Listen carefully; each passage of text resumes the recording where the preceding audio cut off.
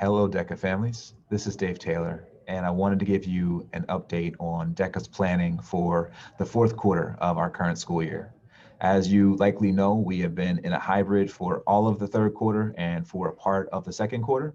And our team has been studying what we've been doing, how well our protocols have been working. We've been looking at what other schools have done. We've surveyed our parents, we've talked to our staff, and we've made a decision that will result in a change for the upcoming quarter.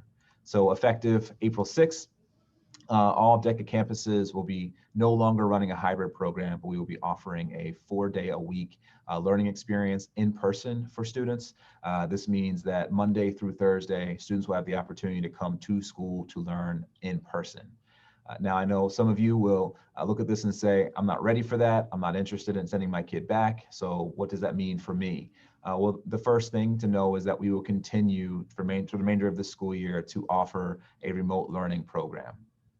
We understand that many people are uncomfortable sending their children back, and while we are committed to keeping folks safe, we want to be respectful and responsive to your concerns. And so we are not going to have all of our students in person on Fridays. Our Fridays will continue to look very similar to how they are. There'll be small group intervention for students, some remote work, but learning at home for the majority of our students. It will grant additional time for us to work with our students who are learning remotely. It also, as I mentioned, provides time for us to provide intervention to a number of our students. And it also allows us to increase and enhance our communication with parents, especially for the kids who are learning remotely. Our plan on site is to distance as much as possible. We know that we've been pretty adamant about maintaining 6 feet of distance up until now.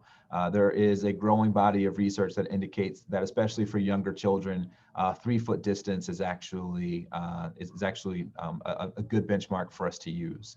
And so we feel confident that even though it's not the 6-foot distance that we've all been accustomed to, we can continue to keep our staff and our students safe. And so we have every plans to move forward with that. We also acknowledge that that is not necessarily the case, that you do want to have more distance for older students, but our high school classrooms are much larger and will still make distancing plausible, and potentially as much as 6 feet distancing at the high school level possible.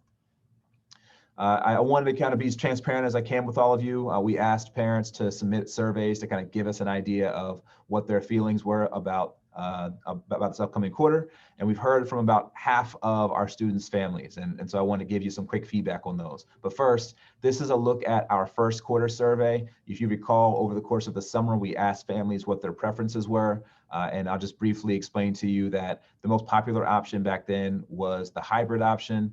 The second choice for most folks was remote learning, and the least popular option was a full return.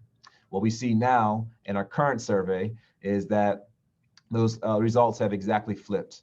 The least popular option right now for most folks is the hybrid option that we're currently using. The second most popular option is remote only, and the most popular one now is a full return. And so we see from most people that a hybrid option is kind of a compromise position, because those who chose remote only chose hybrid as their second choice. Those who chose full return chose hybrid as their second choice. And so I want to make sure that people understand that we want to be responsive to as many families as we can, and we can give most families their first preference if we go with a full return and continue to offer a remote only option. That's why we've chosen the choice that we have. And we asked for comments from parents, and we read over them several times and have looked for themes. The big 3 themes that we saw coming out of this is, number one, parents are concerned about their children's safety. And parents who cited safety were much more likely to choose remote learning as their option. Obviously, the safest thing to do in this situation is to keep your child home. We do, however, have evidence to believe that schools are safe. We have not had, knock on wood, a single instance of spread that can be traced within our schools, and we plan to be just as mindful and just as stringent about our expectations for distancing, mask wearing, and proper hygiene moving forward. The next concern we heard over and over from families was about academics. Lots of folks indicated that their children need to be in front of a teacher, that they're not getting it when they learn at home, that the at school part works, but the at home part doesn't. That was said over and over in the survey. And the next one that we heard quite a bit from parents was frustration with trying to juggle their own life with trying to help their kids with school. And a number of parents just kind of said it's time. Like we've had a year of trying to help. We can't continue to go in this way. Please step in and help us out. And so here is the timeline that we're moving forward with. Obviously today, the 22nd, we are notifying families. We want to make sure you're aware of this change that's occurring. Next week, on March the 2nd, we will have a town hall in the evening. You can look for that to be pushed out via social media and via email. For families to ask any and all questions that you have. We may not have the answers just yet because we'll still be a bit more than a month out from when we come back, but we want to make sure that parents have the opportunity before we ask you to make a decision to ask all the questions that you have and get an answer from us as directly as you can. And then that's also the date when we're going to put out that selection form. And so you can, if you're making a change, let us know what that change is going to be.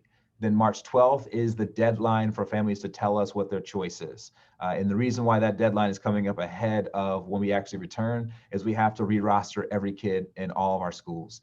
And so we're hopeful that we can be as least disruptive as possible, but we have to make sure that if we know we have major shifts occurring, that we have our class even out, so we don't have one teacher with a large group and another teacher with a small group. So that requires us knowing in advance and making plans over our spring break so that we're ready to go when we come back. So I'm going to answer a few questions that we know will get asked, and then we're going to put far more information out to you here in the coming days. But I guess the first thing is, why such a huge change so close to the end of the school year? I'd like to kind of change that framing and look at it and say, we can't afford to lose any more time. Why would we allow one more quarter of the year to go by when numbers have declined to where they are? Our safety protocols have been effective, and we see schools able to operate effectively in the midst of this pandemic. So our response is, we think we have to do this. Parents send their kids to DECA to get them ready for college, and we think we can do a far better job of doing that if we have kids in person more of the time. The next one, how will we keep our staff and our non-vaccinated staff and our students safe? I mentioned this earlier, but we're going to be doubling down on a number of things. We're going to encourage every staff member and every student to wear 2 masks, a paper mask and a cloth mask on top. We will provide paper masks every day to every student.